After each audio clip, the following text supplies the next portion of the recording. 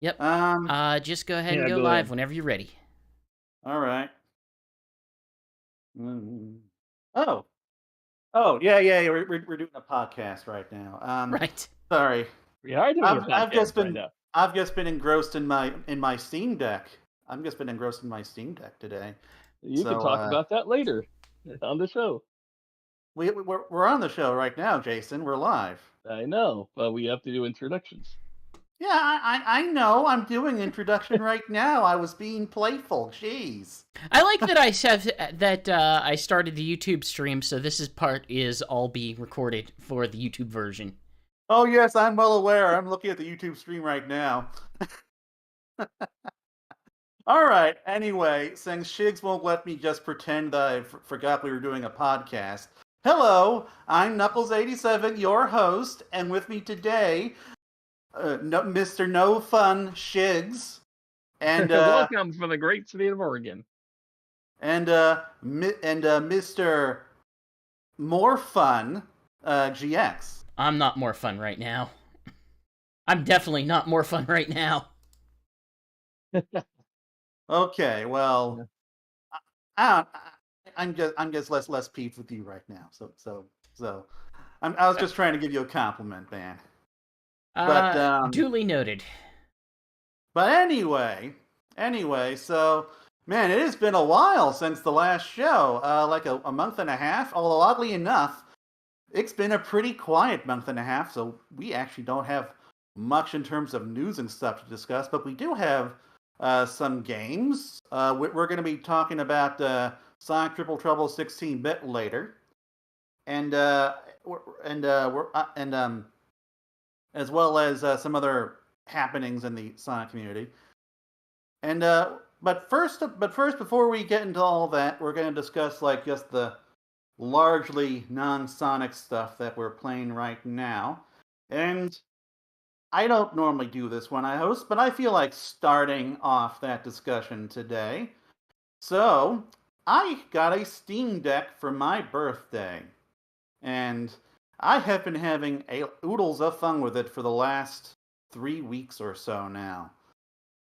And like, as I recall, Chris, like you did discuss this last show, right? Because my memory is terrible, but I'm pretty sure we discussed that. Yeah. It was one or two shows ago. Effectively, a lot of my feelings on it were like, hey, it's amazing when this thing works. It's really good for sort of emulation purposes, and it's just a slick piece of technology. And mine has been shelved a little bit for reasons that will come up shortly. But yeah, I look forward to basically what it's been very good for me is getting to pick up games that I just haven't picked up in a while from Steam. It's kind of become when I have the choice between getting something on Switch or getting something on Steam Deck, I kind of have moved my preference to Steam Deck. I got Klonoa there. There's a decent chance, depending on like, hey, if that Pac-Man World remake runs on it well, I'll probably be picking that up on Steam Deck. It's just kind of it's nicer knowing And that that number one, it's probably going to have better performance than on Switch, but then also it's going to be a little bit more long-term accessible on the Steam storefront. Well, for me, like whether or not I purchase something on the Steam Deck or the Switch is going to be pretty situational. But what's really impressed me about this thing is just the sheer power of it. So, and the sheer versatility of it. So, when I got it, my roommate Corey was nice enough to like set up all the emulation stuff for me, deal with all the Linux nonsense so that my simple Windows brain doesn't have to deal with it. And she did a very good job because it is just this thing is just an emulation powerhouse now, especially for GameCube stuff, which I really appreciate because I've just been on a GameCube and Wii kit lately.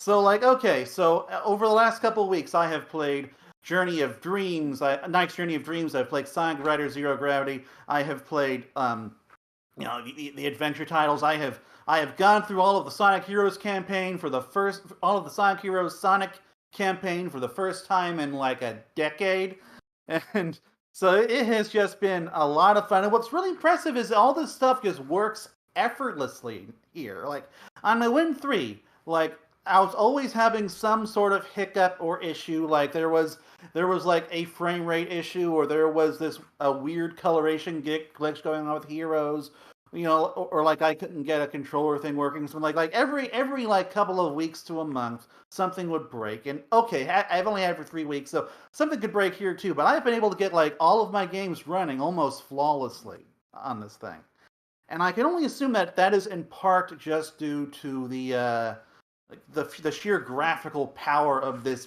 beast. Because this thing can run games that my Win 3 could only dream of in like, in like the far future when its predecessor comes out. This thing can run like PS4 level games at a really good frame rate, like Black Knight. Oh, sorry, not Black Knight. I was still in Wii mode there. Like Batman Arkham Knight. It can run that. It can run Halo Infinite. It can run Psychonauts 2. It can run all these games that either due to power or because of the compatibility of my Win 3's graphics chip, just didn't work on that thing. And and on top of that, thanks to Proton, especially Great Egg Roll Proton, which is a fan-run version of Proton, it is very versatile in running Windows software. Like I have been playing fan games on this thing that like were just never meant for Linux. Like Triple Trouble 16-bit, played the whole thing on there. Sonic and the Falling Star. It took me some time to figure out like how to get it display properly. Set it for 3x, but once I did, plays beautifully. Sonic GT. There's like some minor frame rate issues and such, but like on the whole, it runs pretty well on the thing.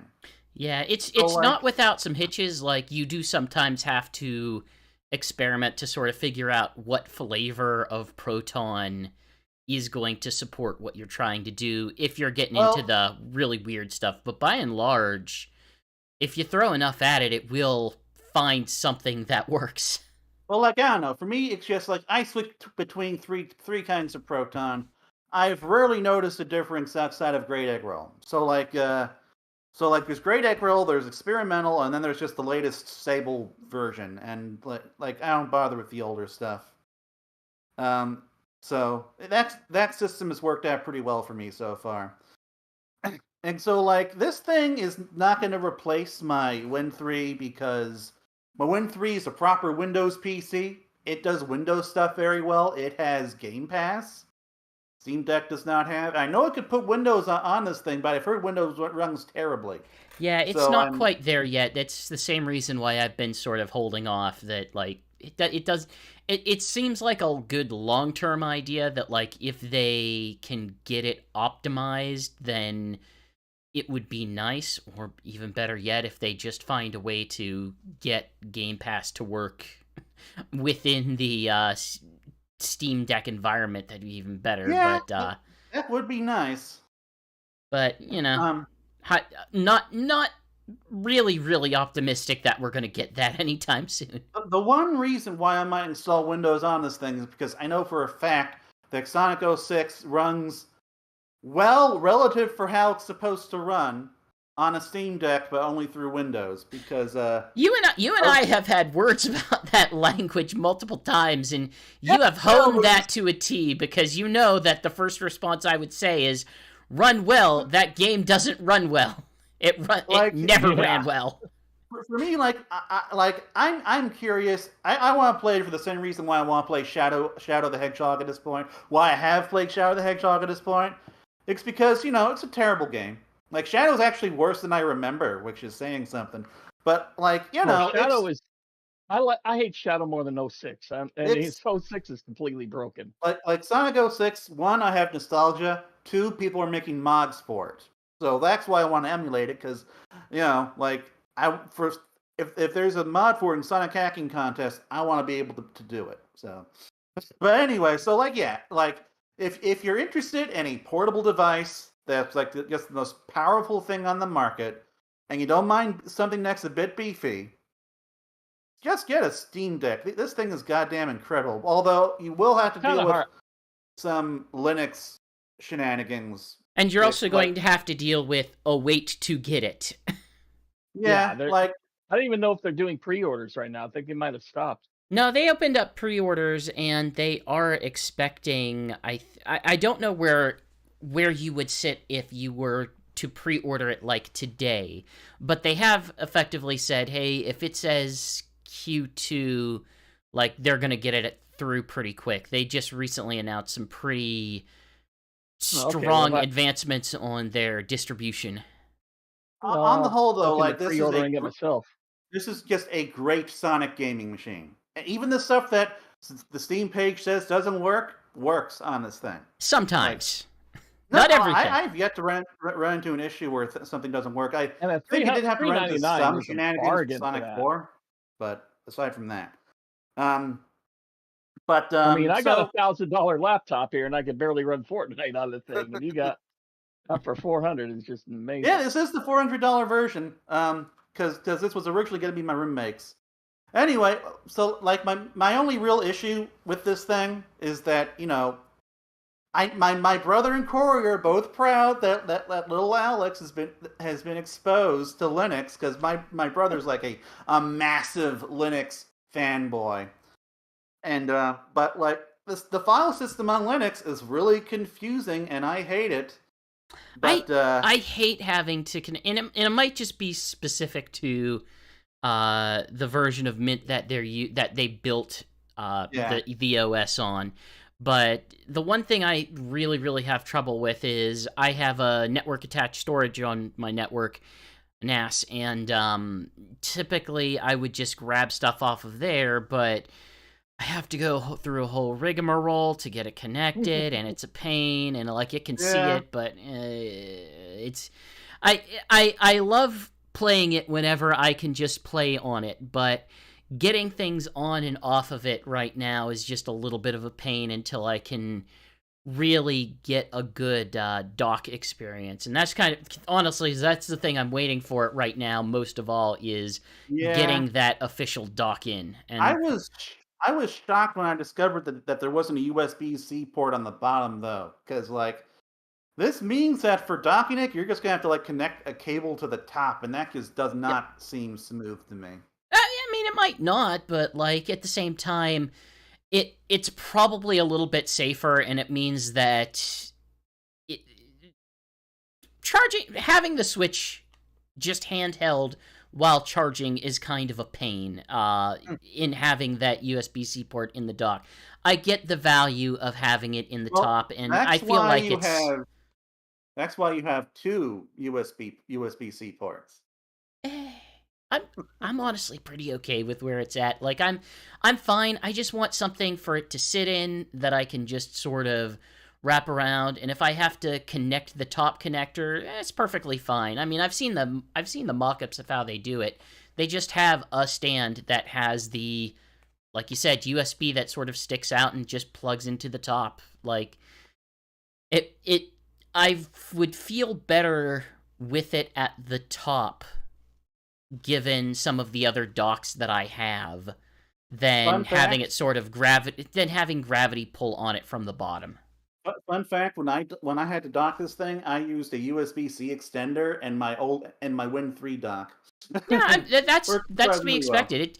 It accepts a lot of generic docks. You just need enough amperage in the in whatever charger you use. In fact, I invested in. As soon as I saw a good clearance on Best Buy, I invested in like 2 rather large chargers, which I figured I'm going to be getting docks for this thing to have around the house. I might as well, have chargers for them too. Well, I've been since I've had my Win 3 for a year, I got plenty of those already. So, I am getting used to the file system, by the way. But moving on, Shigs, what have you been up to? Oh, besides moving from my home of 51 years 50 years in California over all the way to this great state of Oregon, I did have time to go to the San Diego Comic-Con, which you probably saw some reports on Sonic Stadium. Yes, Mm-hmm. we really And appreciate that, by the way. no problem. Also, there were some games there that are upcoming that I got to play. I haven't had that like E3 kind of feel like opportunity in a long time, so that was kind of fun. And the first one I want to talk about is Street Fighter 6. Capcom had a huge booth for that, and we're showing off several um, characters for it. There's only well, they had Ryu, Chun Li, two of the new guys, Luke and Jamie. And Street Fighter 6 looks and it plays better than the 5, in my opinion. 5 was kind of a misstep in a lot of ways because they had a very small roster to begin with, and then everything was DLC to the point where they I think they made the initial game free to play because there was so much missing that they were trying to bulk people for. Yeah, everything I've heard about this is that people are much more enthusiastic about the direction of where they're taking this compared to 5. 5 just seemed to I come out and nobody was happy with it. Yeah, this one it just feels so much better. It's very intuitive to play.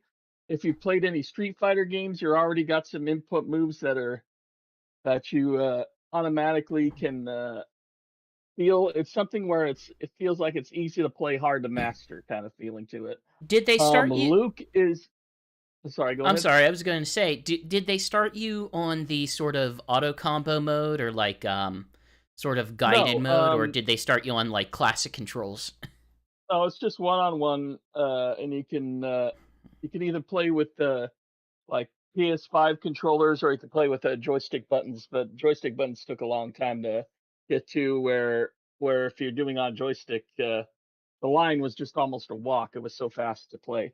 Huh. Luke is basically a protege of Ryu, from what I understand, and he's got some pretty good moves that are Ryu-ish. He can do a quick spin kick, and he can do it a really quick but less powerful fireball that's kind of hard to get away from. Is Luke the guy that we've been And seeing in all that marketing yeah, material? Okay. and the other one is Jamie, this male martial artist with the long ponytail, and he feels like a new variation of Chun Li. He's very much long-legged kick type fighter like Chun Li is, where you want to use air juggles and stuff with him, and both of them feel great to use. That's what I like, is that you instantly you get a instantly when you're playing, you get a good feel for these guys right away, which I really enjoyed. I was happy with my time on it. Also, they didn't have the full like single player mode available. From what I understand, there's also going to be a mode where you could just wander around like in a Yakuza type situation where you're going through city streets and engage in battles and upgrading your character and stuff. And that's kind of a new mode that looks fascinating. But yeah, Wonder overall, just the feel of the game really got to me. How it was both easy to play, intuitive, and but you could tell when playing it that you can make some sophisticated combos later on. So this is probably the best one since I think 3. And dang. well, I can't say that for sure because I've only played 4 So characters, and none Three's of the other four 2 are not Ryu and highly Chun-Li. regarded? It's way too early to say, but it's so far I'm really looking forward to this. That's Anyway, high praise from you, I think. yeah. Anyway, the other one, which GX mentioned earlier, was Pac-Man World Repacked, I think it's called, or it's a remaster of the Yep. original Pac-Man It's World. another revisionist history Pac-Man. Yeah, which unfortunately means no Miss Pac-Man. We get Pac-Mom and whatever. I really hate that. I'm Uh, ambivalent on the matter just because it's like I get what they're going for. It's still basically the same character, it just has a different name and a slightly different look, and I don't Yeah. know. I don't like the look as much, frankly, but then again, I'm not a massive Pac-Man The fan, so what do I know? You know Well, what? You know what's weird to me? The look of it, the look of Pac-Mom almost looks a bit more like the arcade cabinet art of Miss Yeah, Pac-Man with the weird slender legs. It's kind of like maybe that's what they were going for. I don't know. It's odd, but it's fascinating to see them try to react to this whole rights issue. yeah, and it's a really solid. I mean, it's just a full HD remake of the original, but they do a few things here and there to really pump it up and make it feel like it's brand new. It does it does for a PlayStation 2 game. It does feel brand new in a lot of ways. It's got more effects to it. It's got a few more Actually, I'm going to correct you a different little bit camera angles. because I believe the first Pac-Man World was a PS1 game. It was a PS1 game, yeah. Oh wow. Yeah, Okay, Yeah, so like it is a yeah, what bigger I've step seen the of up. it, looked way different from the yeah, this is not PS1 a game. remaster as much as a remake of the original. Yeah, And they're doing I much I more was than doing they the had done pirate for like the world. Klonoa remakes. Yeah, this was in a pirate world that I was doing, and it had a feeling almost like some of the earlier 3D Mario games. It reminded me a little bit of like almost like 3D Mario 3D World in a way, Huh. but in a good way. It's still kind of a 2D 3D plane where you're mostly going from left to right, and there's some areas where you're just going forward, kind of in a Crash Bandicoot style. But they make really good use of it. I was mainly just doing this pirate world, and even then, there's some. It was still tricky at times. I mean, for one, you don't have a double jump. You have the pack butt stomp, which makes you leap a little higher. And if you're not used to that, you'll be trying to go to a second platform and going for a double jump and then falling Hmm. on your head. One guy I was watching was doing the boss fight, and he had this giant pirate ship where he had to deflect his cannons back, and that was pretty good. The one thing I'll say, like the Mario feels, because like when you die, they do that. You know how in Mario they do that head silhouette as it shrinks. And this one, they have a little Pac-Man silhouette that So what you're makes him saying almost is the you took a exact lot of same inspiration form. from Mario. Yeah, it does feel almost like a Mario game more than a Pac-Man game Well, in a I lot find of that ways. interesting But in a because good, in like I said, I in a good way. I enjoyed what I played of it, and I am looking forward to that from one what too. I've seen of the original Pac-Man world, it really wasn't much like Mario, the Mario games of the time. Well, Mario Yeah, 64 anyway.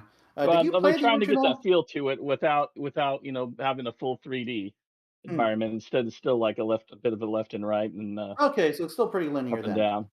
Yeah, it's still pretty linear. But anyway, that's about it. I mean, I tried a little bit of the Ninja Turtles Cowabunga collection at one other area, and there's not much to say to that except it's the Cowabunga collection. All the games seem to be running fine. You can filter them. The fighting Uh, game has Screen rollback netcode for some reason. the fighting game has what? The fighting Roll game back has next code. rollback netcode. Well, that's good to hear. I guess the fighting fans won't complain at least. Yeah, I didn't get to try the fighting game. I just played a little bit of the Manhattan Project, the Genesis Ninja Ooh. Turtles game, and that worked out pretty good. But that's pretty much it for me from Comic Con. I haven't played much else outside of that, except for I think what. Let me see if you're going to be talking about that. No, I think no, you're not talking about that. So let's add something we've all been playing this week. Fall Guys, the new Well, I played a oh, what's little the bit name of of that? it. Yeah, because it's now gone into a free to play option called Fall Guys Free for All, I believe. And this week they have Sonic costumes you can buy. The previous 2 weeks they had Godzilla costumes, so of course I nabbed that, and I nabbed the Sonic costumes as well. I will say, as someone who played Fall Guys like 2 or 3 years back, this free to play version is actually a massive improvement over what they had before. where they'd have a season that dragged and you would had a hard time getting all the parts you'd want, and because basically playing the same 5 or 6 levels over and over again. They didn't have a huge variety. Where here, um, since they're constantly changing new costumes and they're working with other licenses to have different showcases, they're putting in a lot of brand new levels. There's like at least it feels like 12 to 15 regular levels through this, just a single player or squads this time around. And every event they do, they have a brand new level. Like, of course, the Sonic one right now has one that's called "Gotta Go Fast," and you're playing in Green Bean Zone. Yeah, So you're playing as the little bean guys. it was neat. I think what I ran into as I was playing it was the fact that, number one, you only get to it by activating a certain event. Basically, by choosing that as the episode that you want to play is the way to access that stage. And then also the fact that if you do so, every round is going to be that Green Hill Zone. I kind of felt like that was a little bit weirdly structured. Yeah. I feel like they could have at and least, you got to remember like, that particular level is just a temporary one they put in the game for the event while they're selling the costumes. I feel like they could have at least like changed the objectives in that level. Like, I don't know, one you collect rings, one you, I don't know, pop balloons or something, or jump on badniks. I don't know, but or like race. I guess it was always meant to be a 5-day thing, so that's why. That's kind of the weird. That's kind of the weird thing is that there are plenty of race stages in Fall Guys. So to have this be a collection stage more so than a race stage is kind of weird. Yeah, it's kind of odd. There's a lot of different race stages in Fall Guys to choose from. I will say I like the little Eggman bean costume. That's my absolute favorite. And the one thing Fall Guys has over Fortnite is when you get a character. Problem with Fortnite, it looks exactly like that particular character. Like when you get Spider-Man, and then it doesn't look like like a person wearing a Spider-Man costume. It looks exactly like Spider-Man. So when you're going around with a Spider-Man with like a machine gun, there's a part of it that feels wrong. Where here, it's just a little bean guy wearing a Sonic costume or a Tails costume or Godzilla costume, or what have you. And it's just a little guy wearing a costume, not becoming the character. In fact, the Godzilla one is actually getting a plush later on this year with the little bean guy in it. The Eggman one is genuinely just cute. Yeah, it is. They look. And plus, it doesn't have that violence feelings because these guys are just basically made of, I don't know, sponge or something, so you don't feel too bad when they fall. It doesn't. They just bounce around. It's very unlikely to run into the Martin Luther King Jr. controversy that Fortnite went through. Oh, right. Yeah, that. So I will say that my personal brief experience with Chris's stream, I was better. I was best at the game while I was doing that Green Hill level, but I was having the most fun when we were doing the proper races. It's like I made a joke in chat that it's the sequel to Sonic R. It's like a super clunky, clumsy platformer racer, which I know is the point, but I don't know. I wish I could jump a little higher or something. You're looking for a much more dedicated 3D platform racer, competitive. Yeah, probably. The best one I can think of in that vein is if you've never played. I'll get back to you on it. I have something in my mind, but I can't think of it at the moment. So, that everything? That's pretty much everything, because I've had a very busy few weeks, so I haven't had time to play much.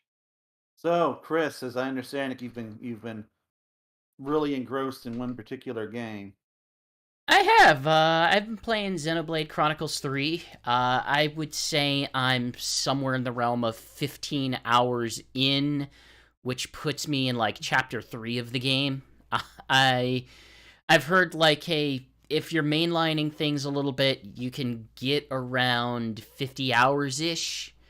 But generally speaking, the people I've interacted with are like, oh, I'm not probably gonna make a lot of make a lot of progress on this story quest because there are so many side quests on that, and I'm very excited, but I haven't quite hit the stage yet where the world is really fully open for me. Xenoblade is a Nintendo and Monolith Soft published series that I guess the best way I would describe it is they are generally speaking big open world RPGs, and they control combat wise a little bit like MMOs, where your characters generally attack by just sort of standing still and performing auto attacks whenever they are broadly close to the enemy, and then you pop off special attacks as they are prepared and as they run on cooldown timers. And the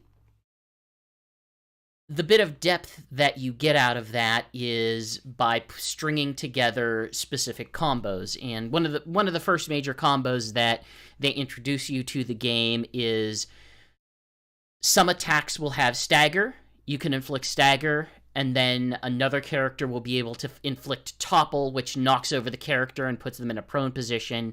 And then another can put daze on there after that. And if you do that, it extends the topple effect for a bit. And from there, it's like, you know, another character might be able to take advantage of that and use an attack that has additional effects while an enemy is in daze status. And sort of the other aspect the other aspects that strings along with this is positioning. You can move around while you're in battle, and a lot of attacks have different effects or have boosted effects if you are attacking from a specific position. So if you have an attack that's stronger from the front of an enemy, then you can stand in front of them, hit them. You could stand behind them and hit them, or from either side, and it might have additional effects that way. So you're kind of always trying to manage your position as a character with the recharges that you're working through, and then stringing together these combos to be able to defeat, generally speaking, like anywhere from like 1 to 5 enemies just out into the world.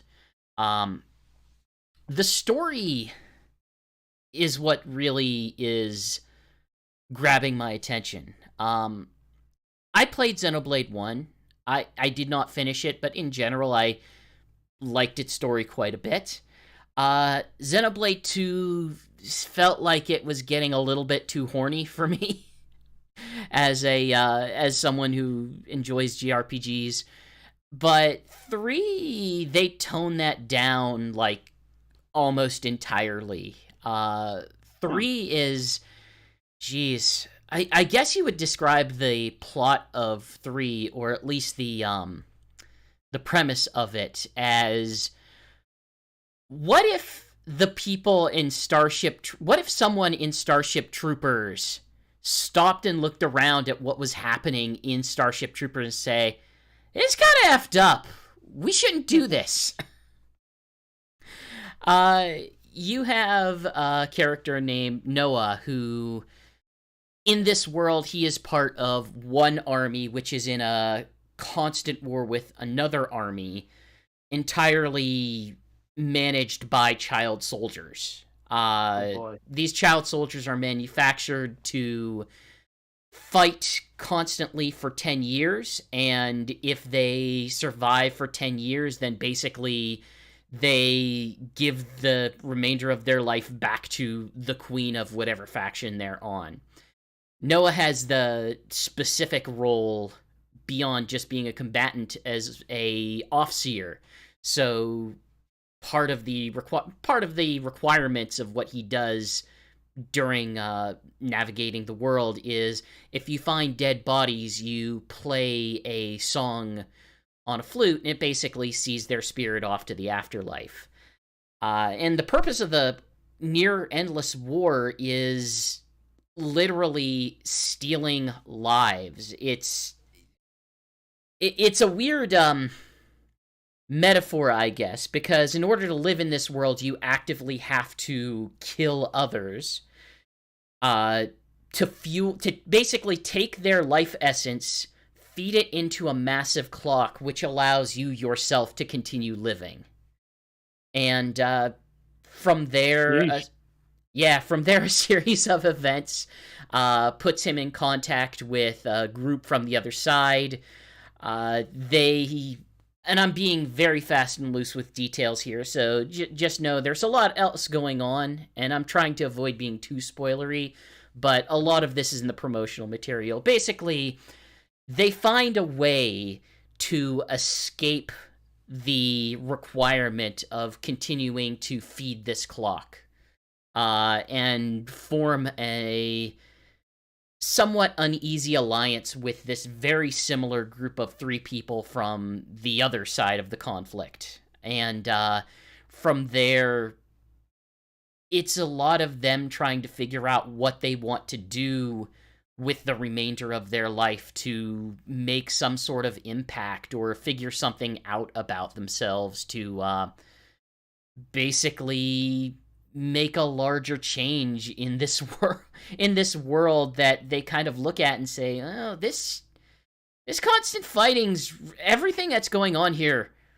really messed up. We gotta do something to maybe break out of this cycle. So yeah, it's I look forward to getting even further in. I look forward to really having the world open up to me, but it's a strong start, and I'm really enjoying what they have so far. Just be aware, if you're interested in this game at all, it's a somewhat passive experience. There's a lot of setup in order to just have your team pull off stuff that you want. In fact, there are options that if you just want them to auto battle, they can do that, and you can focus on exploring the world a bit more. And Xenoblade worlds tend to be worth exploring. They tend to be pretty good. My favorite point of reference has always been Xenoblade Chronicles X on the Wii U. I love that game a lot. It has one of the best worlds. It has a much more complicated combat system than I've encountered here. Xenoblade 3 does a good job at just piecemealing a little bit of the combat system to you at a time. In fact, like I said, I'm 15 hours in, and they're still introducing, like, okay, here's another mechanic. Okay, here's another mechanic. Here's another mechanic. We're going to walk you through how to use this one. And otherwise, I feel like it would be a lot, but at the same time, if you've played a lot of these games, I can understand maybe the desire to to sort of push through the intro part a little bit faster. But for me, who has to relearn a lot of these after not playing 2, it's like, this is kind of what I need. So yeah, one of these days I'm going to finish a Xenoblade game. 3 might not you know what, not having played much more beyond that, I'm hesitant to really give a final assessment on 3, but I'm liking 3 thus far. I feel like it has a good mix of things I liked from previous games, and I'm hopeful that I can really continue to get into it. Like one of the best things about the Xenoblade series as a whole is there's very little punishment for failure in this game. Like, if you die, they just send you back to the last landmark. You don't really lose anything. It's not like you have to worry about constantly saving. They just Xenoblade game? Pardon? Kind of how it is with any Xenoblade game? Yeah. I mean, it's a hallmark. It's a trademark of this hallmark. It's a hallmark trademark of the series that they continue to do that. But it's just worth mentioning because, you know, it makes something like this a little more forgiving whenever it's this dense in its mechanics. So, it's probably a good time to move on to some Sonic news. Let's talk some Sonic news. So, Alrighty. we are going to be starting off with what is like the thing I am most personally excited about right now, which is the new stuff coming out of IDW. Specifically, the Scrapnik Island 4-issue miniseries and the classic Tales 30th anniversary special, which is coming in November, and I was totally not expecting that one to be a thing. Yeah, that was a little bit of a surprise. It's almost like we're getting a year of Tales, except it's just a single comic book coming out in November. And Yeah. Yeah. You had spent some time in the actual presser itself, Jason. Yeah. What's your takeaway from what they were showing off? I am excited about the Tales one because it sounds like they're going to bring back some of his villains from the Game Gear era, because it did say some Tales enemies will be showing I think up. we're at least getting So Wendy Witchcart. probably Wendy Witchcard, maybe the other little guys. So that looks like interesting because nobody was really focusing on Tales 30th anniversary. So for that to pop up was pretty interesting. Yeah, and I'm really interested in Scrapnik Island. I like the idea of like Goosebumps type, spooky stories. The kids like that kind of stuff. Scrapnik Island is Where going it's to be just the spooky. first, yeah, It's the first major Sonic Halloween story. style. Uh, Yeah, they did something similar in IDW for Star Wars called Tales from Vader's Castle, where it was a Scrapnik group Island is of going to be the first Scrapnik major Island is Sonic story led by Daniel Barnes, who is also pretty well known for Black what was it? Black Mage. And let's see, I forgot who was writing the Tales story, but I'm pretty sure that was also someone who is relatively new to the book. yeah, I forget their names. I'm sorry. Is it a single story, or is it? I guess it is a single story in this case. I was wondering if it was single or a collection, but I think it's. I would think it's like. I think it might actually be a single story because that's all they really talked about. The special will pit Tales against the forces of Wendy Witchcart, and let's see, and that's it. So that's all we know. But the other thing we know is they have some placeholder art for it, and it does show Sonic and Tails on Flicky Island. Yeah, it is. Yeah, that's what awesome was interesting. Is that's again. like the Sonic 3D Blast area. Yeah. So I don't know if we're to take that as to say this is going to be some sort of story that involves both, but it's not surprising. Like, they have had stories in which they combine multiple game ideas before, so. Yeah, it wouldn't be the first time. Yeah, there wasn't too much information on what's coming in the future, except they're, Sonic and the gang trying to escape Eggman's fortress, which we all know they're trying to at the end of 50 and end of 51. Yeah. But outside of that, they really didn't go into too much detail. We did find out something interesting in the Q&A, though, that basically Surge and Tsunami have been designed characters since the beginning of the comic. They just didn't get an opportunity to come in until later in the series. So yeah, that shows how far in advance they've had a lot of this stuff. I'm amazed. Mm-hmm. I was not expecting them to have been in the works for that long. Me either. So. It's the kind of thing that makes me wonder, like, is this part of the reason why the Metal Virus arc was as long as it was? I don't want to be too conspiracy theorists about this, but we all kind of have the agreement that, like, that arc overstayed its welcome, whether you liked it or not. But I'm kind of wondering, like, if they started some ideas. It was a good story, but it's a long story. I have no idea on that front. I doubt that the Scourge and Kick were the reason why that took that long. Probably not, but I think that was just like a story Flynn wanted to tell, and they told it.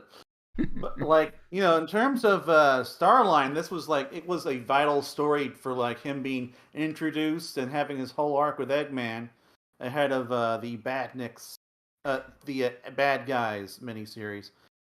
But I don't think they needed to like make a story arc quite that long for that. For me, the Yeah. big takeaway was the real public sort of acknowledgement that they're having to send these over to Sega for approval. Yeah, the Yeah, Sonic like team they has to actually approve every single issue, they and that's thanks in part to Archie and Ken Pinder's, stuff that Well, happened with I them. don't think we can say it's because of Archie and Well, we no, Ken. no, can't no. say we can't Don't say legally so, or anything like that. no, it's not even that, Jason. But It's more of the matter that like they have been much more willing to take the IDW series seriously, that they're considering it in ways that they haven't before in a lot of true, I different mean, ways. Like, we have like Tangle and Whisper as merchandise and playable characters in the Hard Light Sonic Dash and Sonic Forces. but also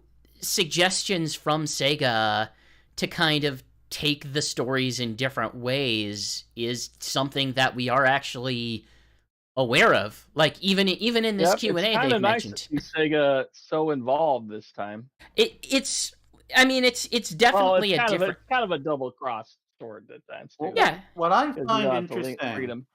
is that they But have to translate the scripts into Japanese, and then they are sent to Sonic Team, and the whole process for like making the comic takes like 3 months. hmm oh Like and yeah, and at least it comes with the benefit of we know that they are selling this series in Japan for the first time too. So yeah, yeah, Archie never got that. Archie never got Europe, I don't think. They were getting Europe in the later years, but I don't Okay. know if they were like yeah, in imports the or later what. years they got your stories published in Europe, but it took a long time. But I think the way they're working it, where Sonic and the main characters have adventures, but you don't have anything life changing or anything for them. But they have these other brand new characters that they can use, and they can go any kind of direction with, you know, which doesn't affect any of the video game series, and that's kind of Yeah, like that. cool. That's always been the case. Like that's why these comics need original characters. That's why I want these comics to have like more original characters, like the Archie comics did. But that's a whole other conversation. Yeah, it's One Um, thing I want to say is, though, I've noticed they have always like a lot of female hero characters, but no male hero characters that are that brand new to that's the series. because the Sonic game canon has lots of male hero characters already. The female characters were That's filling true. in the hole because honestly that's basically it. There there's is what a Slim has said. gender gap in the playable roster of Sonic games. Like the only major Sonic character that ever tends to be playable is Amy got some time in the light in the Sonic Advance Or series, Blaze, yeah. and Blaze got the light in the Sonic Rush series, and beyond that, everything else Yeah, has been Cream. fairly hit or miss. We had Cream in a couple games. We did have Cream, that's true. She was also a major Sonic Advance character, but generally speaking, like I consider the ratio closing, at least in the comics, to be a very positive mood or move. Yes, yes.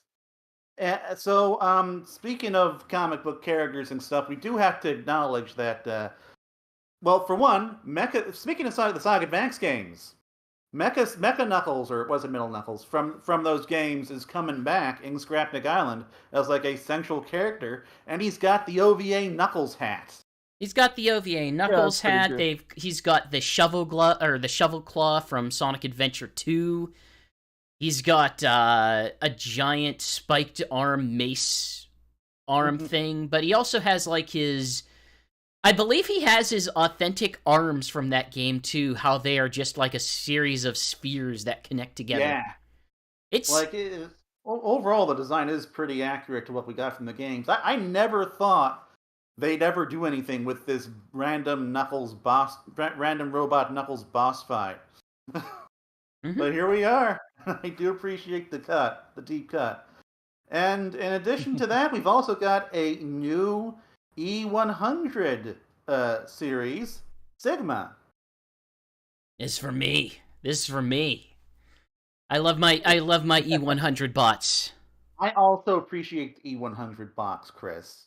But yeah, but I admit, in both situations, they both kind of, with it being of the theme of Scrapnik Island and discarded badniks, they're all sort of worse for wear, cobbled together parts. Yeah. I am curious how they kind of address this character, if only because with him, the E-Series robots are interesting in how they are sort of portrayed in the games, where they are very literal and reserved and like robotic in behavior. Like Metal Sonic is driven and silent, but the E-Series robots are more like what you would expect from a robotic character. Yeah. Mm-hmm. Sigma. When I first saw Sigma, like I thought that he was like a cobbled together version of something from like a version from like a robot from the adventure games, because I don't remember all their names. But no, completely original, and I am really digging this thing's design, because it's got like a flat tire for a foot. It's got like this giant monocle and a ripped up scarf. I believe one of his arms is actually from an Eggbot. Huh. It has that sort of... Yeah, the cartoony glove thing. The cartoony glove and just the very skinny arm with the giant joints. So I'm really excited for both of these comics. I'm really hoping that after this, we're finally going to get a proper spin-off book. Come on, IDW, do it. I think they've been pretty happy thus far just having their periodic miniseries. Well, I want that. At least that's something. Book. I'm happy with at least that we're getting miniseries from time to time. Yeah, but I want Sonic Universe back. We all want Sonic Universe back. It could be like Godzilla, where we get little constant spin-offs and stuff. So, moving on from the comics, we've also got a new narrative-driven Sonic mobile platformer coming. We have no idea what exactly that is and what it entails, but it's still interesting. Yeah, like this sounds. It's apparently like supposed to be like the most ambitious game Heartlight has ever made. Like it sounds like it's something that's like going to be like working in the game canon or something. Because otherwise, like, what would you do with a narrative-driven platformer? So, like, I don't know how this is going to work on a mobile platform. The weird. So I'm a bit hesitant to give this too much credence, but the one thing I once heard someone suggest is that they may attempt to make something, or Sega may want their own Genshin Impact like. Well, there which was is a lot, rumor. Yeah. From a collection of rumors that have so far proven to be accurate, that Genshin that Heartlight is working on a Genshin Impact style Sonic game. But my question is, like, how does that work? How well does that play on a mobile device? And is Genshin Impact even a platformer? Because I thought it was like an open world game. It's an open world RPG, and I imagine that they could either, make an open world RPG, but with Sonic. It's not like you can't adapt Sonic mechanics into an RPG format if you really want to.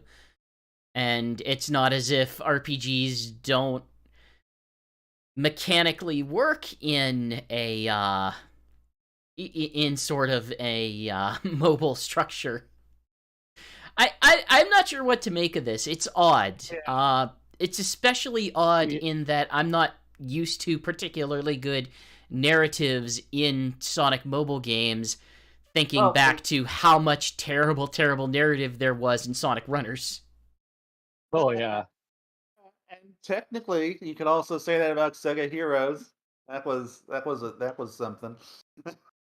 For me, the big question is, like, how far out are we looking at this? Because their last major mobile game that they have done a very good job supporting thus far is Sonic Forces. Like Sonic Forces has been a bigger deal on mobile than it ever seems to have been on console. Well, here is what's been rumored, and here's what we know. So, Okay. what's been rumored is that they plan on sunsetting Sonic Forces in the next year or so. Um, sunsetting support for that, and moving on to onto this new game. And so the news was leaked via a job listing on GameIndustry.biz, where they were looking for a lead artist who will work on a new Sonic game and be ready to push mobile gaming to near console levels. And the new mobile game was described as an ambitious narrative-driven platformer.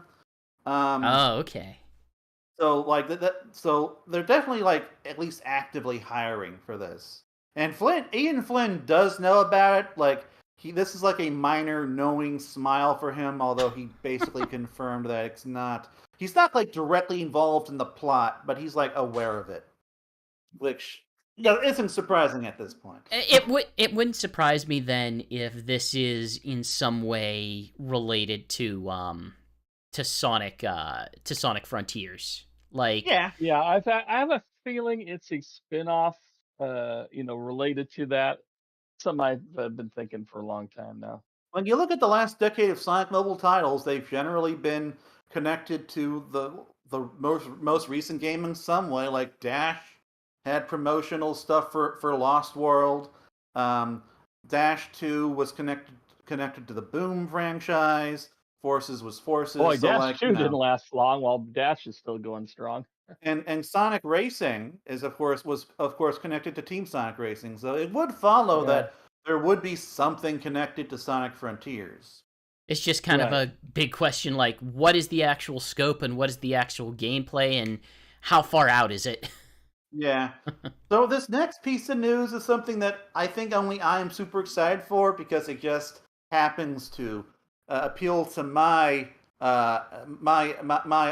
weird tastes. And that tell me about your sensibilities, Alex. That is the Sega Genesis Mini 2, which has been announced for North America. I'm excited about that. Kind of. The problem is getting a pre-order on that thing. It looks like it's going to be near impossible. Oh yeah. So this thing is going to get a very limited print run. I think they said it was going to be 30,000 units or something. I mean, good God. Okay, so I'm gonna live check and see if pre-orders are still available to kind of debunk, because they've been pretty easy to get thus far. Pre-orders are still available because, as I was about to discuss, this thing is expensive. So this thing is being sold exclusively through Amazon for $105.23 plus $22 in shipping. And it's being shipped from Japan, which is why the shipping is so expensive.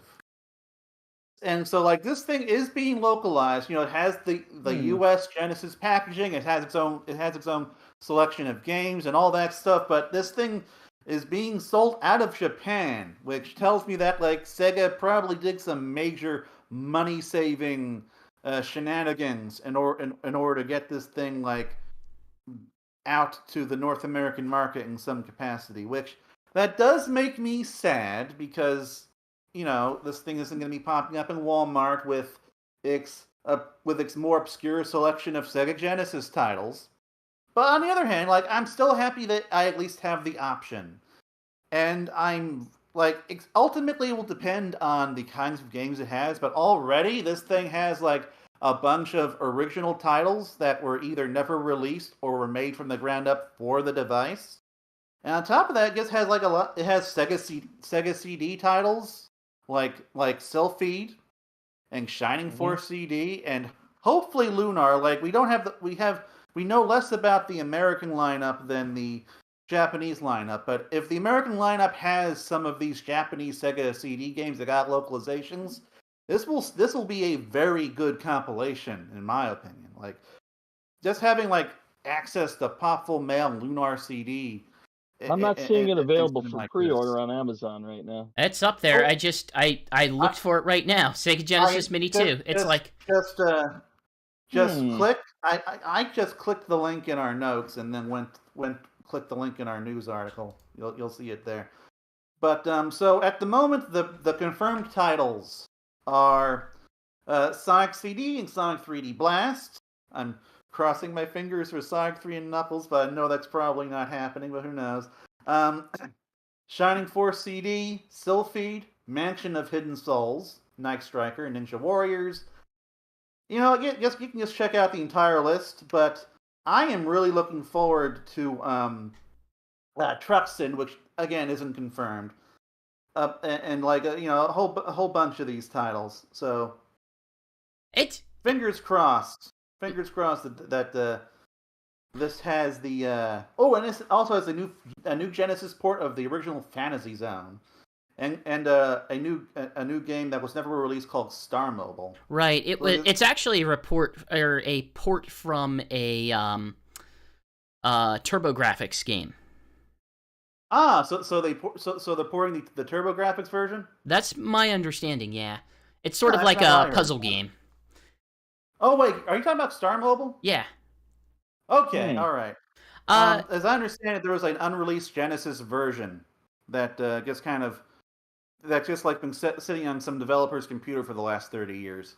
yeah, this is the kind of like weird out there nonsense I would want from a library of this. It's just that $120 after shipping is just such a hard pill for me to swallow. Like, Yeah, I get it. I get it. yeah, it's I am very interested, but the distribution on this is just weird enough that it's like I struggle to do this. And I'm someone who, generally speaking, doesn't have a huge issue importing things from Japan like this. You've done that once already. I've regularly imported Amiibo because it's just easier than trying to deal with American pre-order methods. I think my Monster Hunter Amiibo or Sunbreak Amiibos should be on their way. But yeah, it's so oddly set up the way that like this is a distinctly American product, but sort of being managed by Sega of Japan almost exclusively. I wish I felt better about this. This is the type of thing that I wish I just wanted it more, but at the same time, I also look at how I'm playing emulated games these days, and it just doesn't line up with the mini console structure anymore either. My personal theory is that Sega just did this to streamline their licensing, but that's only going to make sense if this thing actually ends up having Popful Mail, Lunar CD, and all those games on it. So, Let's me. We'll see. So, moving on to something that you're going to be the authority on. Am I now? Yes. You did look at the show notes, right? So, High Ground has released Just a call it Sega... High Ground. Really? It's spelled H. Oh, I see. Okay, HI and then ground. It's okay. It's a wordplay. Okay. Oh, High It's Ground. over, Alex. He has the high ground.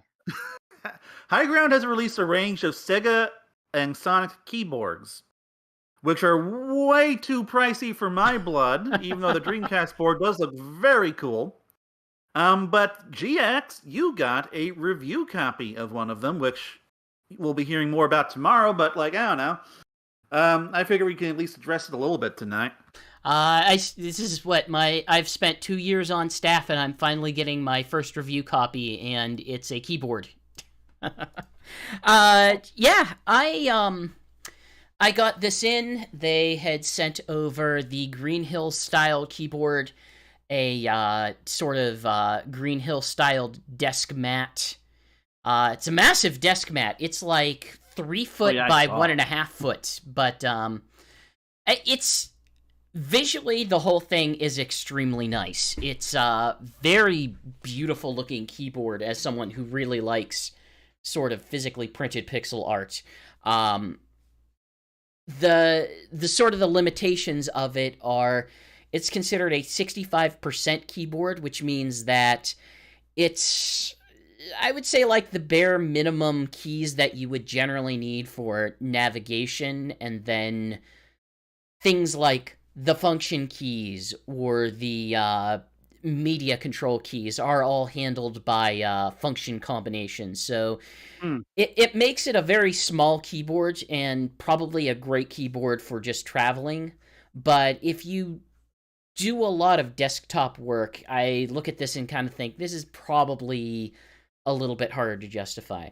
Uh, you had mentioned the pricing, and if you are a Sonic collector, I can understand the sticker shock. But for custom keyboards, this is actually well in the reasonable range. I think Oh yeah. a lot of estimates, if you're interested in like hobbyist keyboard, jump around like the $200 range Like for a fully custom made keyboard.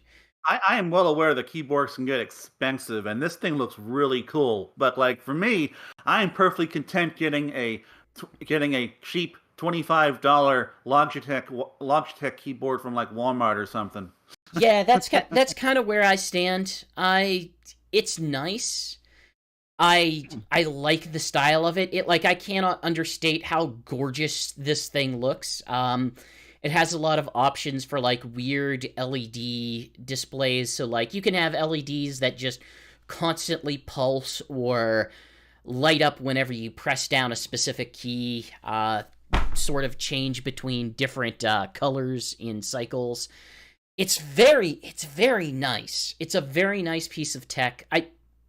I believe the closest point of comparison for the actual Switches are that it's not a Cherry MX Red, but in terms of like it being a linear Switch and the pressure that it needs, it's pretty close to something like that. But it does have a hot swappable PCB, so you can just pull out the switches and replace them with whatever you want if you have, Hmm. your own switches. That said, a couple caveats. Number one, the price. You do not, if you order the keyboard is the 145 on its own. The desk mat is separate, even though in a very nice design choice, they made it so that you can align the desk mat or the keyboard on the desk mat and have it That- just perfectly align in both layout and size. So I saw that. That is really cool. yeah, it's real cool. And but the desk mat itself is a separate $50 purchase. Also, all of it is sold out except for the Sonic and Shadow design. All the Dreamcast stuff is sold out. All the mats are sold out except for the Sonic Shadow one. The bag is sold out. The bag I have less than favorable opinions of. It's just like vinyl sheets stitched together in a way that is neither comfortable nor particularly sturdy.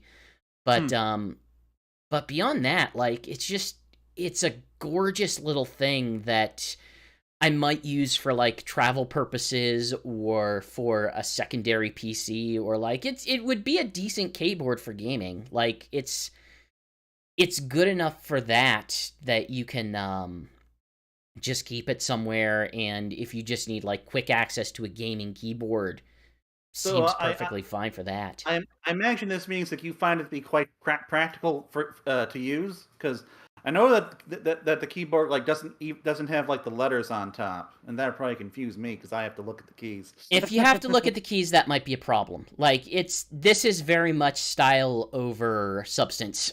It has a lot of style options, and yeah, it feels solid with the ability to change up the feel if you want to. And I would say if you're interested in hobbyist keyboards, that this might be a decent entry point since it is a hot swappable PCB. But generally speaking, like I have a hard time looking at this and thinking like this is a good day-to-day keyboard. I don't think it All is right. because of how small it is, and it would not replace my own Logitech, which has a number pad and a home and end button, which was kind of the biggest frustration while I was typing up my written impressions, which will go out tomorrow, is like I was constantly trying to move my pinky to feel like, where's the home key? Where's the end key? Oh, right, it doesn't have those. That said, like, it's actually, they have software for it. Apparently, it can program some macros. You can rebind some keys if you want to. I think you can switch WASD over to arrow controls by a macro. But interesting. Yeah, but like I'm gonna have a video going up tomorrow. I'm going to have some written impressions going up tomorrow. I attempt to play several Sonic games using the keyboard, including 3D Sonic games. It doesn't go well, but that's not really the keyboard's fault. That's the game's fault and my stupid fault for attempting to play it on a keyboard. It's a skills issue, is what you're saying. It's a skills issue, but also it's a hand-eye coordination issue. It's the fact that these games were not designed to be played with digital input. They really prefer analog input.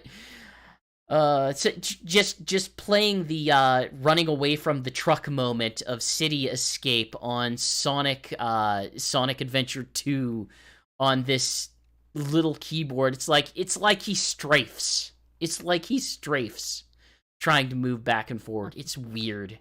So who would you say this keyboard's for, then? I would say, number one with a bullet, it's for keyboard enthusiasts. It might also be for Sonic collectors that have a little bit more in their pocketbook to get something like this and to really follow when stuff like this is available.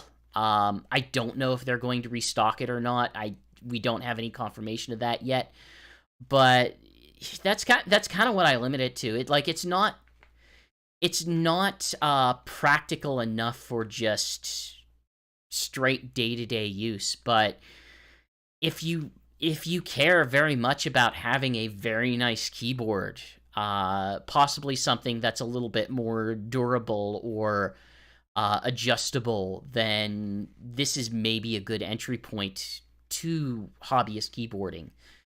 It kind of taught me that I probably will not be a hobbyist keyboarder, that I still will be the type of person that just goes out to Best Buy and it's like, I got $100 in my pocket, I can get a matching keyboard and mouse, and it will be a little bit more ergonomic than something that I can build myself. So, moving on, we have some Sonic Frontiers news. First up, it's going to have a playable demo at the UK event EGX, which they actually debuted a sick-looking piece of new Sonic Frontiers key art from Sega when they made the announcement.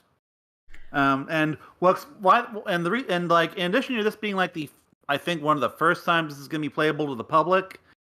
I think Gamescom might beat it. I'm not sure, but in addition to that, we are going to be going. Well, technically, Sven, our boss, is going to be going. He's going to be playing, and we're finally going to be able to get a hands-on preview of this game out to all y'all. It'll be our UK office that'll be checking this out, because I like to imply that we have regional offices of Sonic Stadium.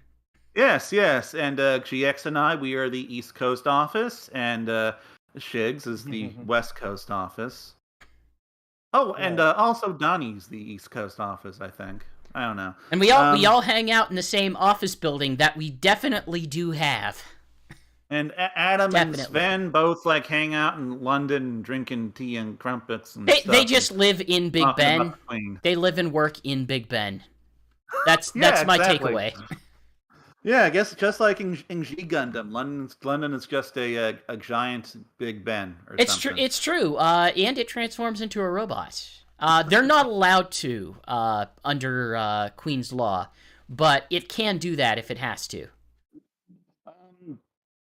So yeah, that's why that's relevant to our little podcast. But the more interesting thing, probably the more newsworthy thing, is that Jeff Keighley has confirmed that Sonic Frontiers is going to be is going to have a world premiere at the opening night of Gamescom. And we know it's going to be a trailer, but we don't know anything else. But the fact that this is actually going to be a trailer Yes! is actually pretty freaking relevant. Show me a trailer! Show me multiple biomes! Show me content beyond the initial area that you've shown me thus far.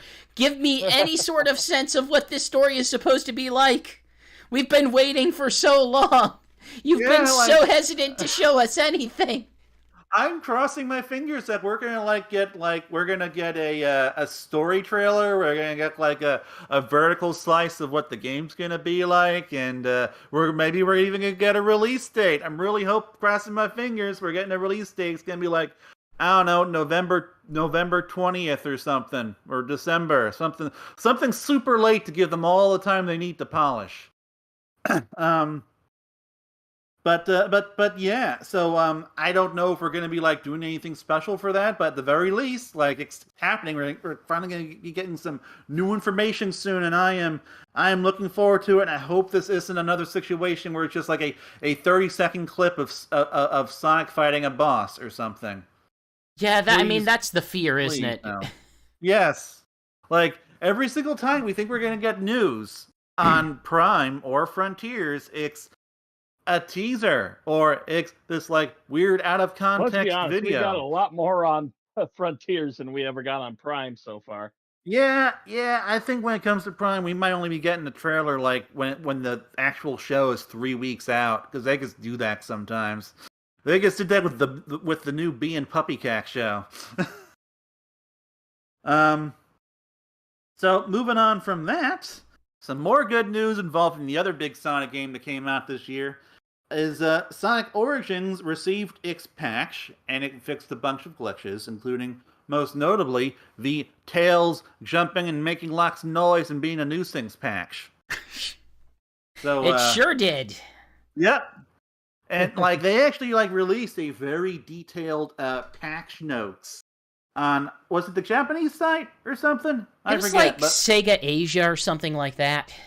But like Sonic 3 easily had like by far the biggest selection of patch notes, so they're making the fixes, you know. And to be clear, like the only glitch we actually ever encountered reliably was the Tails glitch. Like everything else was like one glitch per entire playthrough of Sonic 3 and Knuckles for me. So like they fixed the glitch where some music was mislabeled. They fixed some syncing data issues. They fixed some stuff that would make the game crash. They fixed some stuff in mission mode. They fixed a bug in the classic Sonic where like where we're trying to stage in classic mode from my data and getting a game over would make the players get stuck at the title screen. Like all sorts of largely minor stuff that I never encountered, but apparently were in the game. Like even some of the weird stuff in there, and because the patches were coming out in waves, I was able to kind of confirm this issue. But like one of the weirder ones was they just had music tracks mislabeled in the museum if you bought that DLC. Like tracks in Sonic Spinball and Sonic 3D Blast, if you bought the DLC tracks, were like they swapped names on some of them. And Knuckles Chaotix was completely messed up. Yeah. I remember that. I'm pleased about this. This just pushes it to being the version of these games that I would regularly like to play. Yeah. Like they were already there for me, but certainly it'll be nice having the release be a little more stable. And again, Tails is not going to be annoying anymore, which I appreciate. I mean, unless you're playing a special stage, but you know that's just them being accurate to the source material. Yeah, I'm very happy about this for myself. I'm just looking at this game's release though, and like I'm running into like the anxiety, just depression, I guess, that like there's so many people here that are so insistent on this game being pixel perfect recreations of the original games in like every possible way. And I guess I just never approached this game from that perspective. I was just expecting this game to be a port of the mobile versions for better and for worse, and then just making those be available. And if I wanted the pixel perfect redo of those, like, that's the point where I go to emulation or trying to put together an FPGA Mister or some nonsense like that. You think it would have been nice if they had just included the emulated original games in classic mode? I think there was actually a reason for why they didn't do that. Like once we had the context of the actual game, but I've forgotten what that was. Sega's, But yeah, with the exception of like M2, they tend not to make a lot of actual modifications to the ROMs. Like the fan community, they've like dissected these ROMs to a massive extent that they people just build whole games fresh off of the ROMs as they currently are. like they've been making brand new games whole cloth out of hacks for like a decade and a half now. But generally speaking, Sega tries to avoid that. The only exceptions that I've ever really experienced were whenever M2 added things like the spin dash and drop dash into Sonic 1. That's really the only one they tend to significantly touch. It's kind of point out that they added the spin dash in Sonic 1 Jam, but that was a port, not emulation, so that doesn't really count. Exactly. I don't think these are going to change anyone's minds because they don't address the things that I know people are up in arms about, like the music and some of the physics or that kind of stuff. But I think this work absolutely needed to be done, and I'm glad that they're doing it. Like, I'm just wondering whether or not they address the glitch that would turn water into milk in Sonic 3 and Knuckles. I mean, I experienced that glitch in non-water scenarios as well. So like, I encountered that once in Mushroom Hill. Yeah, that's where I did as well. Just the hitting the boss at the right time so that every black section that would normally turn white just stays white. Now, one of the bugs fixed was this on Switch? Can you be specific? Whenever I was streaming it, it was on Switch. Okay. Because they fixed a bug in Mushroom Hill Zone Act 2 that caused objects to not display the correct textures. So I don't know, maybe that fixed that. That might be the issue in question. But anyway, so I'm glad that they've made this better. Hopefully they're gonna keep working on it until it's like fully stable and I think everyone's happy with it. I think my favorite one, the one that I noticed thus far, was they fixed a bug where coins would be increased in debug mode. So if you wanted to cheat and give yourself 1 billion coins by activating debug, it looks like that is no longer an option. Boo! Although coins are already super easy to farm, so yeah, but not like infinitely easy. Yeah, like you still gotta play missions, but like some of those missions can be done in like 10 seconds. Yeah. There was also some like really weird bugs where if you're playing on Xbox and you disconnect from the internet at specific times and then play music, that it would cause the game to crash after a certain amount of time. To quote verbatim, fixed a bug where launching the game while connected to a network, disconnecting from that network after reaching the main menu, playing a sound in the museum, and then returning to the main menu would result in a crash after 15 seconds. That's so very specific. I love it. It's crazy. I mean, technically, the Switch Rainbow glitch required a similar amount of work. Yeah, in Sonic Colors Ultimate. Yeah. So moving on from Sonic Origins is another Sonic game with a second letter that starts with an O.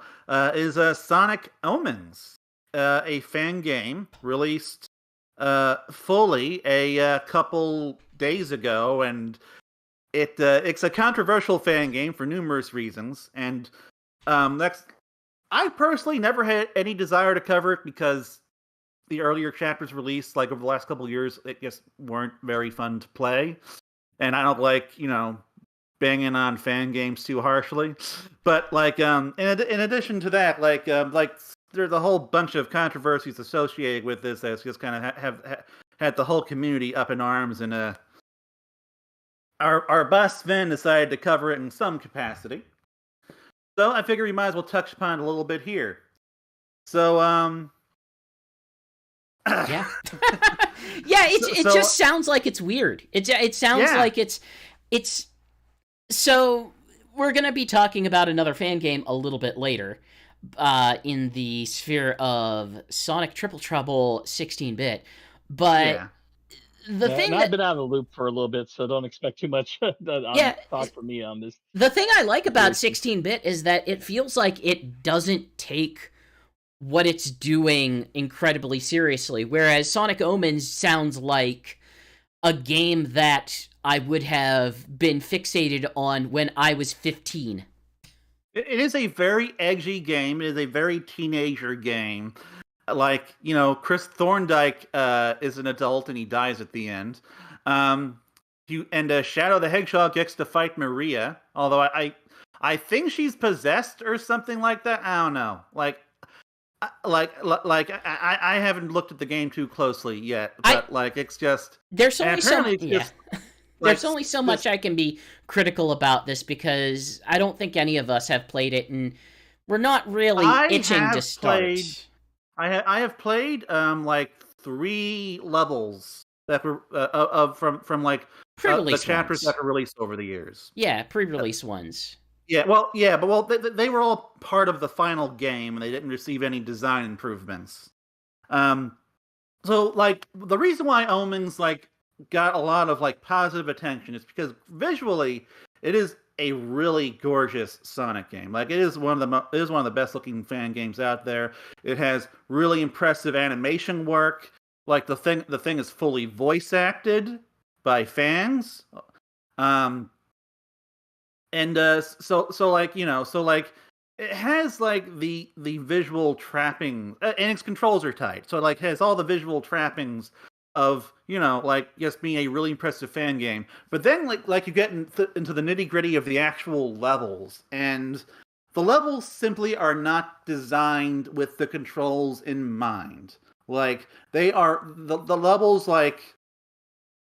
the levels are just super difficult to navigate. You die constantly, and as funny as it might be to say, oh, it's a skill issue. No, it's these levels were for the most part just not built One for of boost the gameplay. Commenters on the article sort of phrased it as for officially released Sonic games, they tend to have some portions of automation to sort of take you from one section to the other, whereas Sonic Omens does not and relies on its physics engine to have you manipulate through where you need to go to actually continue through the level. So some of the edges that Sonic Team occasionally smooths out, Sonic Omens doesn't necessarily do that.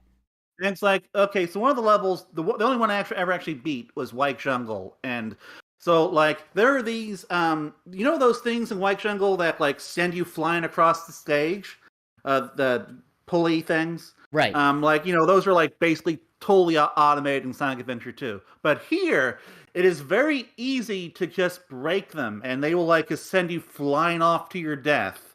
And then there's just this is not surprising for a fan game, So it's whenever we play a fan game, we go into it with the understanding that it's something made in people's spare time, etc., etc. So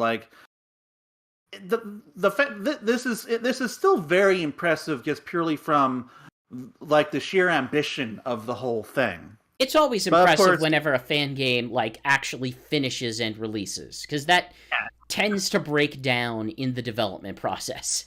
Because most fan games, they take years to make, sometimes a decade. Sonic Robo Blast has been developing for 2 decades now. But in addition to all the, what kind of sets this apart from other fan games is that there's also a lot of controversy associated with with the fact that it used to have a Patreon and kind of, sort of, still does, sort of.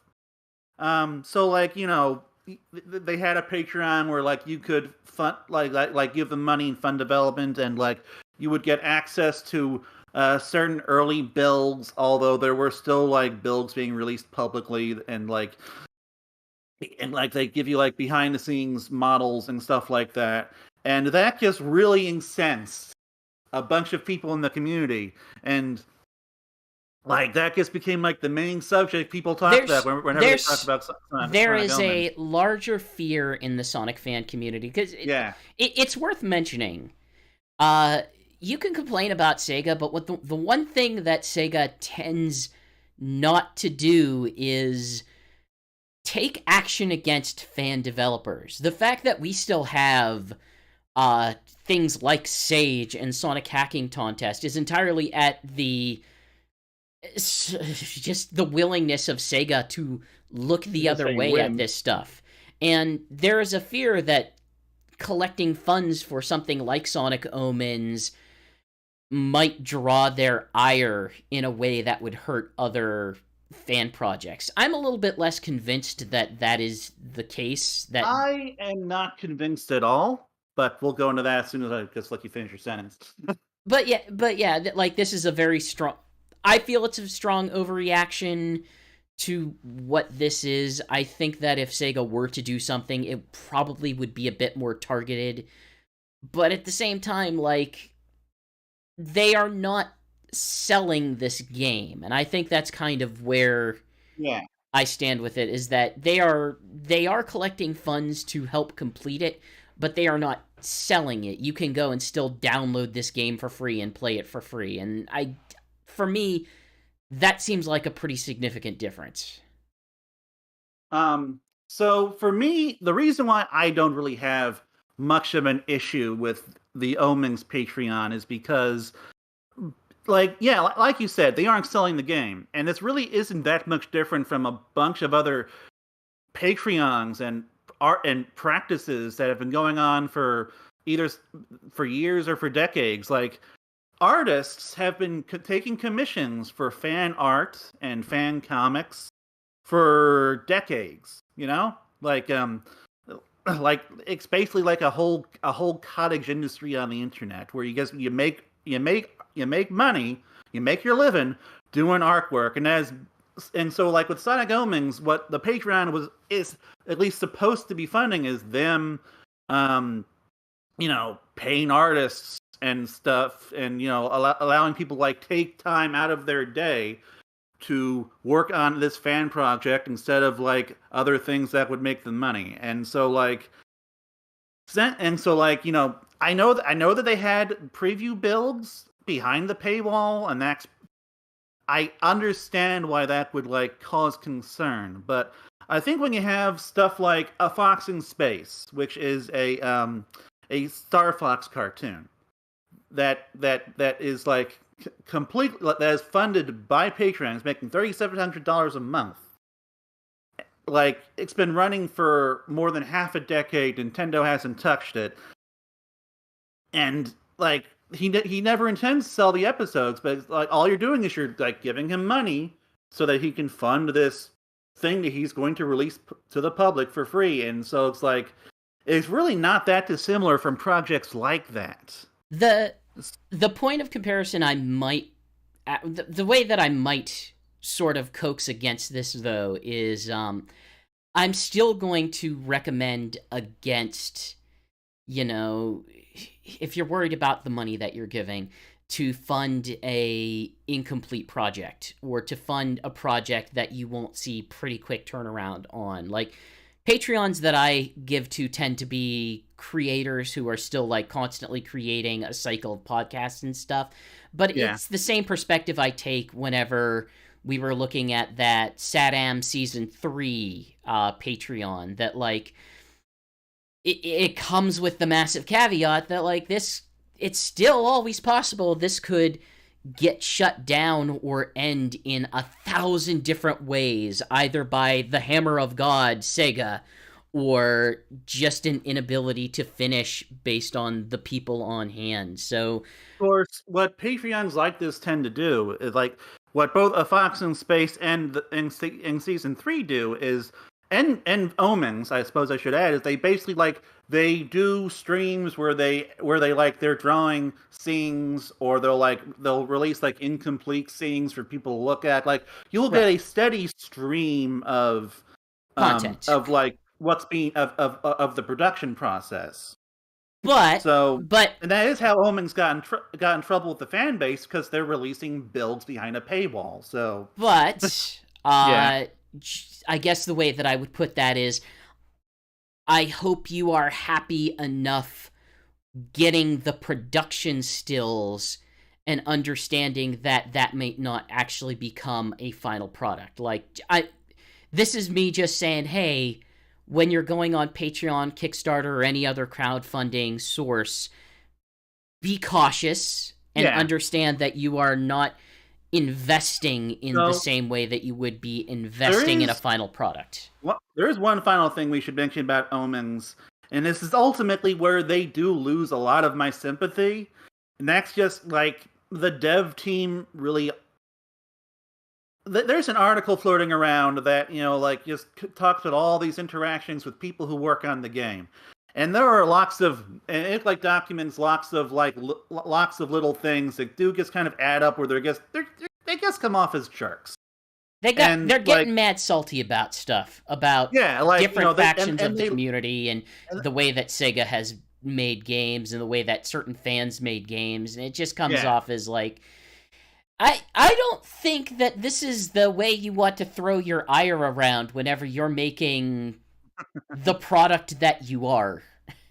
And like for me, like the biggest thing and the worst thing was they when they essentially just kind of like quietly fired their Sonic voice actor without telling her. They made a like transphobic comments on the Discord. And that's just bad. That's just wrong. That's just terrible. So, like, like as far as I can tell, like Sonic Omens people are, a lot of the Sonic Omens devs are basically just a bunch of edgy teenagers making a game, except they're probably in their 20s and 30s. So I don't know. I don't know. I've encountered a lot of edgy teenagers who are in their 20s and 30s in the Sonic fan community. I just hope that this isn't the start of a trend where they start like dissecting fan games and pointing out all the little foibles and issues and stuff, because fan games don't get play tested as vigorously as official products. So like there's going to be lots of glitches, and ultimately the quality may be lesser, but these are passion projects, and I really think they should be treated as such. Hey, if you care about the Sonic fan communities, then treat the Sonic fan communities with respect. I'm hoping that anybody who would be watching our streams here would sort of get that vibe from us. But, like, hey, I'm all for rubbernecking. I'm all for, like, looking at something that could be interpreted as outsider art and trying to figure out the ways in which it doesn't work. I love that stuff. But at the same time, like, you have to have a light touch on this. You can't... Yeah. You can't be a jerk, and that's kind of... We saw some bad reactions to the developers of this, which is very understandable. What is a little bit less understandable is just crapping all over the final product. The game itself. And it's weird, and I think we can treat it as weird, but let's not make a massive deal about how weird it is. Let's not go on YouTube as a YouTuber and make a weird screaming fail video about, oh, look what this is happening. Oh, it's happening here. Why would someone make this? That was all over the Twitter stuff, and I was like being very openly annoyed about it, because it's like, y'all better not be doing the fan stuff like you do the official stuff. It's just dumb. Official Sonic discourse on Twitter is miserable anymore. Yeah. It's like I actively avoid reading the comments on Dread's videos about the music, because it's just people who are upset about the stupidest possible things. Like, yeah. Ugh. Shigs, I know that you've been silent on Sonic Omens, but do you have anything to add before we move on? Not really. I mean, from what I understand, I normally it'd be like, hey, this is a passion project, and so people put a lot of their work into it.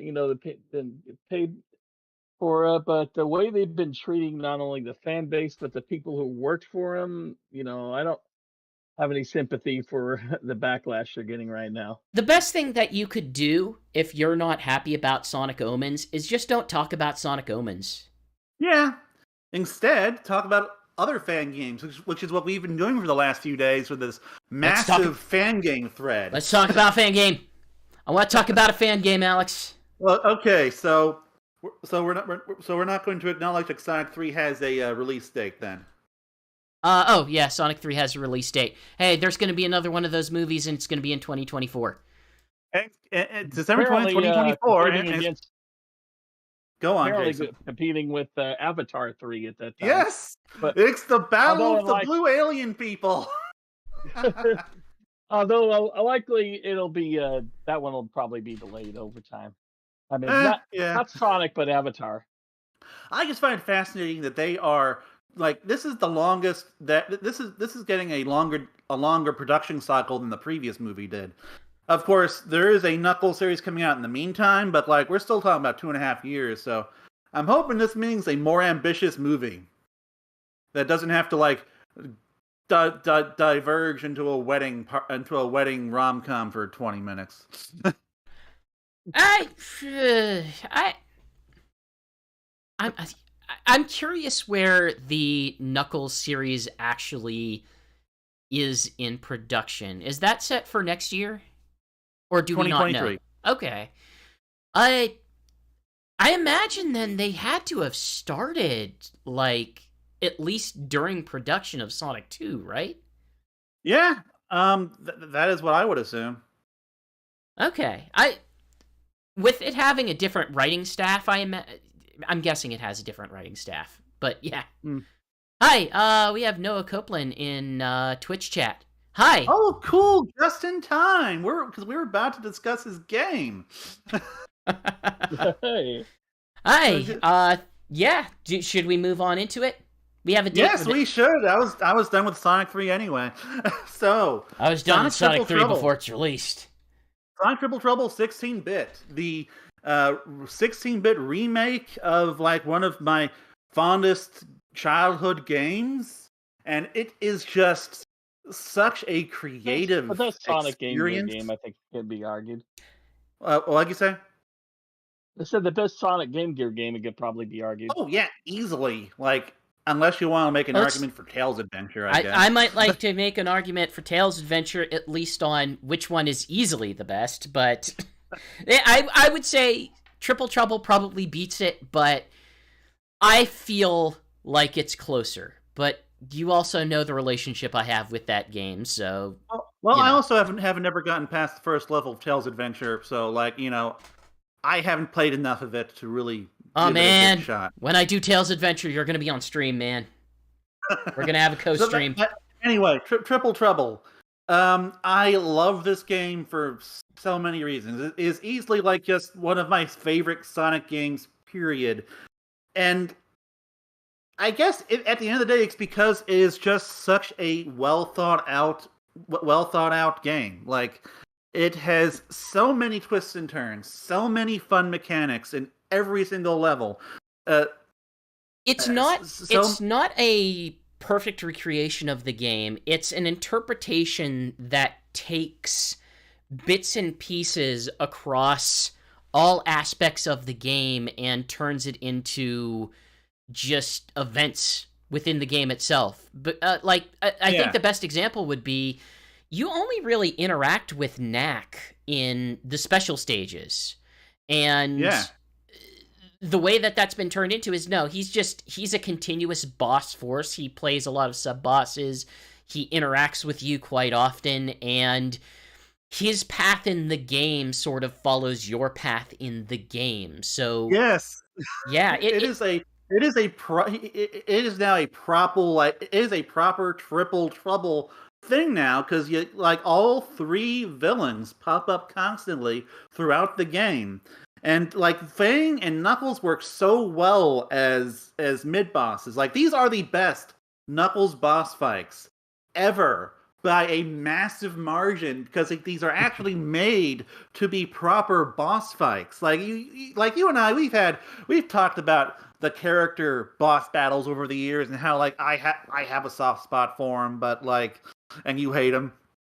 But this is, I imagine that the Knuckles boss fight must just like answer every single one of your complaints with the character boss fights, right? Generally speaking, yes. It goes through phases. I mean, the only boss fight, proper character boss fight, I would say, that I can really point to is the one in the one right before the train, the level that has the train. What am I thinking of? You're thinking of Sunset Park. I am thinking of Sunset Park, yes, where you do fight Knuckles in that as a sub boss. That's the one that seems a bit more iconic to me. He goes through different phases. He has different moves. Whenever you compare it to something like Sonic and Knuckles, he's a bit more versatile than that version, where he feels a little bit more trickster. He feels legitimately strong. He will climb up a wall, throw some bombs, jump off screen, and then like do a massive fist slam into the ground that like sends out shockwaves you have to jump over. And then like when you hit him, like actually feels like you're hitting something hard. Like you know, it doesn't feel like all like weirdly like soft or squishy like in the Sonic 3 and Knuckles fight. Well, it's the difference between adapting an existing character. Like the issues I tend to have with Sonic versus other character boss fights is that they just tend to feel like they adapted the existing character moveset into, we'll sort of make them fight, but they're not really designed to do this. Sonic Adventure is like rife with that kind of stuff. But here it's like, no, he's a boss. He has moves that act like a boss that you need to learn and adapt to and work around their patterns in order to actually attack them. Yeah, so like, you know, like Knuckles and Sonic 3 Knuckles, he's just like, he has loads of points where he's vulnerable, but here it's like there are only like very specific moments where you can actually hit him. Otherwise, like he'll do something like sometimes like he has this one really cool move where he will give you an uppercut and then slam you into the ground. Mm-hmm. I love that. But I think we're spending a lot of time talking about a single boss fight. So so like generally, what I can say about this game is that like this is a game that always just says why not do more, and then it does more. And so, like, that has just been my constant experience with this game throughout the first 2 years. You know, it's not just a 16-bit Triple Trouble. It is like, yes, a brand new game that uses the old game trappings. It doesn't just like recreate themes, level themes. It like adds all this new context to it, all these new fun mechanics. Like, you know, in Sonic Triple Trouble, like you have a snowboard power up in Robotnik Winter that you can just like use sometimes, and you know it's fun. I enjoy it, but like you know it's ultimately not something that really changes the game. Whereas here, like there's this entire sequence where you're like just going down. It changes the perspective. So instead of traveling side to side, that you are traveling towards the screen on the snowboard, and it does this by replicating an actual Genesis graphical trick that was used in Mickey Mania, by the way. Mm-hmm. And so, like, you know, it creates this cinematic sequence that would totally work on the Genesis, but, like, also just feels right at home here. And then, like, once you're done with the snowboard, you can just, like, keep using it, and, like, it just completely changes how your character controls. And you can even use it in the final boss fight to fight it very differently from how you would regularly on foot. Like, the boss fight actually feels kind of incomplete without it, honestly. And the game just does this every single freaking level. It's the best way I would describe it is It's a game that seems to understand what made Mania so engaging, what made Mania really so fresh. And it's not a matter of just recreating something directly. It's not a matter of building something whole cloth. It's a matter of finding clever, interesting ways to subvert the expectations of the player, Yeah. and surprise them, and take things they think they understand and twist them in unusual ways. There's uh, we're gonna have to talk spoilers here, but Definitely. the Sea Fox is in the game, but they have changed sort of how they've interpreted the Sea Fox so that it really drastically changes the way you get through a specific level. And that was a really interesting way to handle that. It takes the rocket shoes, which were previously just these weird temporary items, and it finds a different way to use them that is contextual to a level and adds a bit of level design to it. Yeah. Like it basically just completely changes the game for like an entire act. And It just kind of comes out of nowhere, and that's basically like how it handles all of the power ups. Because like even the jet boots, they do pop up in this sequence where it's just like like Robotnik sings you. There's a story beat where Robotnik sings you out of an airship, and then you have to like use the jet boots to like go through this flying level, flying section to get back to it. But and another thing where this game is really upends expectations is the boss fights. Like all of the boss fights have just received a significant improvement. And what's kind of funny is like the first boss fight, the little turtle from the original game pops up, and you hit him for a bit, and then he leaves. And so you're like, you're left thinking, oh, this is going to be just fighting the little turtle, just like an original. But then like this gigantic one just comes down in the next room, and like all the boss fights are like that, where they're just like these massive encounters. And like nowhere is this done more effectively than in the third act of Sunset Park, where you fight the train. Like in the original game, like the train was an iconic experience. But here he turns it into just this outright this auto running he turns it into like this outright just cinematic it's a level. Experience. It used to be it's a proper level now. Yeah, it's a level, but it's a level that goes through multiple segments. It's a level that has plenty of events. It's a level where you're interacting with the structure of the train, and then you encounter Knack, and Knack changes the way that you go through the level. I know. Look, there is an option in this game that you can just change it between his name is Knack and his name is Fang, and it's just in the options menu, which is a great detail. That is awesome. And Sticking with Knack. Yeah, I kind of have to because it's just ingrained into my brain. But yeah, it's just there's so much detail. It's playful with what it does in a lot of the ways that Mania is, where it finds ways to just take things that and remix them.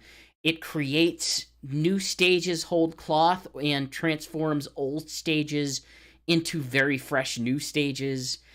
It's just such a... To put it bluntly, it's such a Mania-esque experience. And while I think I'm going to stop short of like saying it is as good as Mania, because I think Sonic Mania still gets a little bit stronger level design. We're just comparing a fan game to a professional product. Yeah, so like the fact that we're even going this far. it would be like me saying if Sonic Mania is the 10, or more specifically, if Sonic Mania Plus is a 10 for me, this is like somewhere between an 8.5 and a 9. Like it's that close to accomplishing what Mania does in the way that it does it. I would be like super tempted to say it's better than Mania, because like at the end of the day, like it kind of scratches the same nostalgia bone that Mania does for me, but it also just adds so much cool new stuff that just makes it feel just a little fresher, you know? Like it had like one thing, one surefire way for a Sonic game to always get me is to just have loads of cool gimmicks. And Sonic Mania has loads of cool gimmicks, but I guess like the ones in Triple Trouble a little bit more. And Triple Trouble is kind of made to be a little more cinematic. I find it to be a little funnier. It's like, at the end of the train boss fight, where after you've been jumping from car to car, you've been dodging shocks from Knack, you've outrun an explosion, and then you finally actually blew up the train. You're about to hit the signpost, and then the music is interrupted because the train explodes. You're sent flying, and all the parks just fall humorously to the ground. And it's just it just made me genuinely chuckle. Yeah. Because also the fact that it does change up the gameplay in some pretty significant ways sometimes too. And honestly, I think I even prefer the special stages, to be completely honest. I do prefer how the special stages are handled. I it uses lives to let you retry. The special stages have all these cool little mechanics and tricks, so you're not just running around the stage chasing down something. You're racing Knack, and you're collecting blues, and you're collecting man, was it blue spheres, or no? You're collecting rings. Basic. Okay, so you're dealing with 3 separate issues in the special stages. First part is that you're dealing with a race against Knack. If you lose getting to the end before him, then you can't get the emerald. If every second you're losing a ring, if you run out of rings, you end the level. But then also you're completing this very difficult track in which you are avoiding obstacles, collecting rings, and collecting attacks to use against Knack, and avoiding falling off the stage, which will also make you lose the level. And there is a point in which it is very, very difficult to get through. It's usually the third one, which, I mean, any Sonic game, the hardest emerald usually isn't the last. It's the third one in this case. Yeah.